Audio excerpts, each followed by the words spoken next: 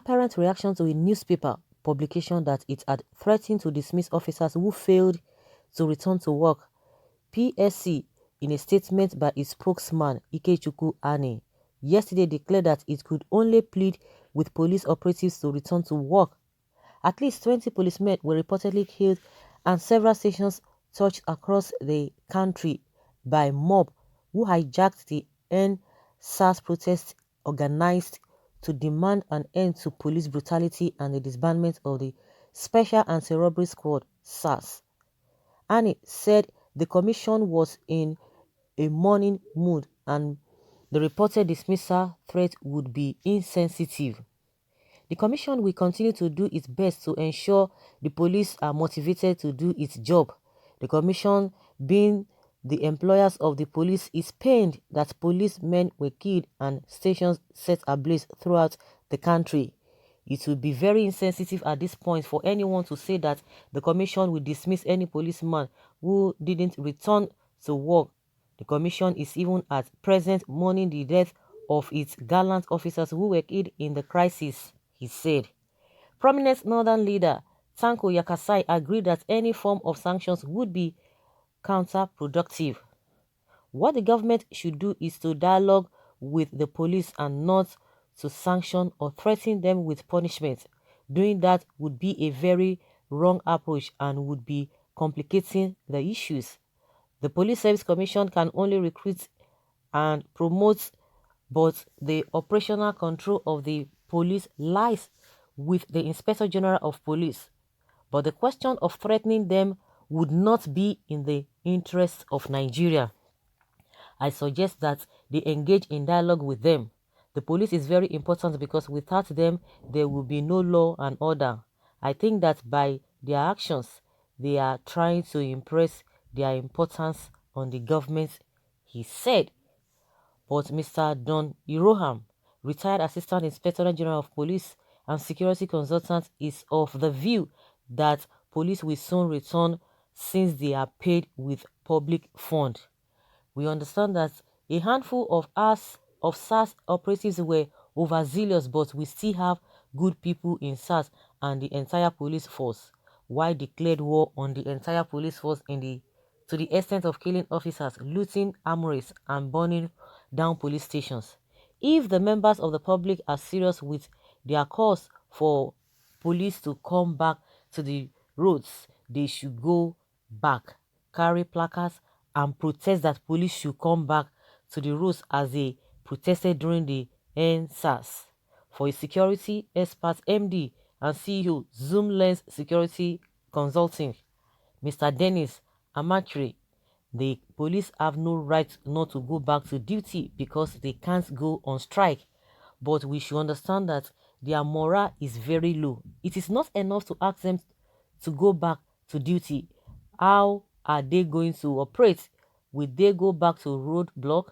No, we need to dialogue with the police and discuss how they will operate.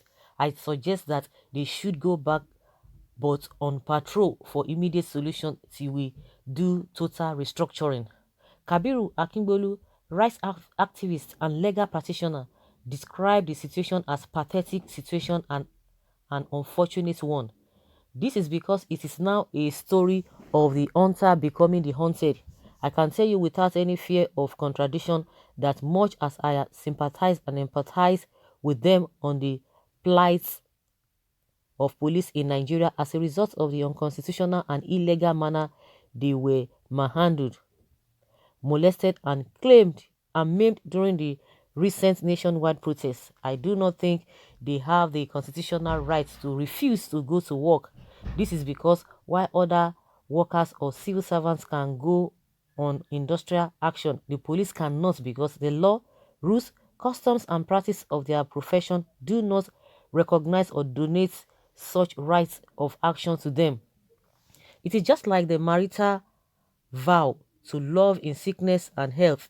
As policemen, they must work and be ready to do so at all times, irrespective of whether there is safety or not.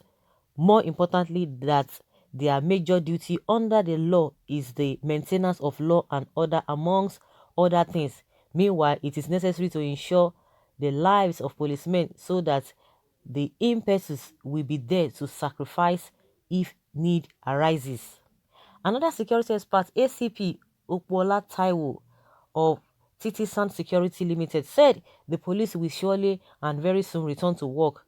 The IGP is moving around trying to motivate them and boost their morale. The criminals who are not friends with the police took advantage of the situation to incapacitate the police so they could have field day. But I am optimistic that they will return to work. Regardless, Igbo women under the auspices of Umada, Igbo, Nigeria and in diaspora have condemned the killings of protesters even while they waved the national flag. The group, comprising of daughters from the 7 Igbo-speaking states in Nigeria with the R0CK status at the United Nations, New York, USA and Geneva, Switzerland, urged the federal government to dialogue with protesting youth.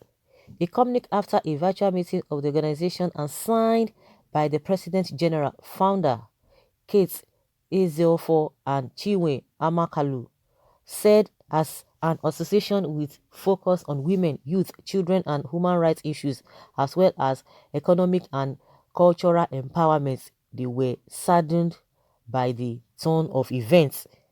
As the debate raged, residents of the Federal Capital Territory, FCT, have appealed to all officers handling traffic management to the roads and ensure seamless movement and improvement of economic activities. President Road User Development Network of Nigeria, John Uket, made this appeal during a one-day national dialogue on traffic management held in Abuja last weekend. Uket observed that the renewed severe traffic situation in Abuja and Lagos was as a result of the absence of road traffic personnel from agencies such as the Federal Road Safety Corps, FRSC, Nigeria Police Force, Department of Road Traffic Service, VIO, LASMA and others who have left the roads unattended to for the fear of the mayhem of the recent uprisings. Tendering unreserved apology and reassuring the personnel of safety, the president said, "We have taken into cognizance the need to reassure you the public support that you have always enjoyed before the protests. In the spirit of nationhood and patriotism, we want to kindly appeal to you all to let bygone be bygone and forge a new page in our nation's history." Okay. So guys, the problem we have is still the government. Everything is still the government, because in the recent, the government is always reactive. They are not proactive. These problems have been there for a very long time. Maybe they need higher hand, because when people have been complaining, they don't even listen to all these things. That's why we are saying they are reactive. They are not proactive until things will get deteriorated before they will start running scatter. All of this wouldn't have come up in the first place. All of those people who have spoken in one way or the other, as to whether the police are supposed to return to work or not, they've spoken well. But the problem is that if little problems are coming or are building up, if the government is not ready or sincere to do the right thing at the right time, that is what we will get. They can blame everybody for what they care. But you see that the so-called leaders, they are enjoying themselves. And the same protesters, the same masses are even talking about their welfare. You can imagine, go to police barracks. See where it is. See the way it is. How can a normal human being, people who are living in that kind of a thing, and that kind of a building, and you will tell us that the government is not seeing all of those things? It's just part of the problem, one of the problems that we all see, and nobody does anything about it. All these complaints have been there. Whether their welfare is being taken care of, they have been there for time immemorial. No one is saying anything. They will see it and they will not say anything. They will not do anything about it. But when trouble starts coming in, they will start to blame people. They are always reacting to situations instead of them to be proactive. All of these things that we talk about, the police package, they are well articulated, but the political way to do it, that is where the problem is. Corruption here and there. We don't have business with poverty and all these shenanigans we are facing. Even if they are going to be there, they are supposed to be in a reduced manner. All the problems now that people have been talking about, they won't say anything again. But by the time people begin to react, begin to act, they will now begin to blame the people. But the people who are saddled with the responsibility of doing the right thing, who are elected, they are not going to do it. See all of them now coming back again to tell us that some people are losing, some people are doing this, some people are protesting. if you have done the needful. Even if people are going to be protesting, it will not be all of these things that we are talking about. All these things are not supposed to be what we are supposed to be discussing. Police welfare, just go to their barracks. Of course, they will be they will be afraid and all of that. Of course, they have signed that they will be there in whatever in the time of rain, in the time of sun. They have to be there. But we have just to be realistic because the government has failed totally, and they are playing lip service to all the promises they said they have been making. So that's just the way I see it. So guys, let us hear your opinion. Leave your comment below and let's have your take on this, because we can continue to say talk on and on from now to eternity, and the talk will still be there. Let them do the right thing.